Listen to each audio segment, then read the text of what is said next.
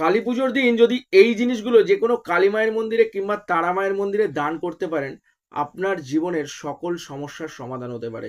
আপনার জীবনের বহু পাপ থেকে মুক্তি মিলতে পারে, আপনার ঋণের বোঝা কমতে পারে এবং আপনার জীবনের অভাব অনটন থেকে মুক্তি মিলতে পারে, আপনার উন্নতির পথ প্রশস্ত হয়। তো এই জিনিসগুলি কি কি? ১ নম্বর হলো আতপ চাল, ২ নম্বর হলো ঘি, ৩ নম্বর হলো একটা গোটা নারকেল খোসা সহ এবং ১০৮ জবা ফুলের মালা যদি যে কোনো মায়ের মন্দিরে নিজের সামর্থ্য অনুযায়ী নিজের সাধ্যমতো দান করতে পারেন, আপনার জীবনের সকল সমস্যার কিন্তু সমাধান হতে পারে। আপনার জীবনে উন্নতির পথ প্রশস্ত হয়, আপনার অর্থনৈতিক উন্নতি নিশ্চিত থাকে। সাথে সাথে অবশ্যই মায়ের যে চরণের টিপ বা মায়ের চরণের যে সিঁদুর, সেই সিঁদুর যদি কিছুটা বাড়িতে আনতে পারেন এবং বাড়ির সকল সদস্যের মাথায় তিলক হিসেবে লাগাতে পারেন, অত্যন্ত শুভ ফল প্রাপ্তি হয়।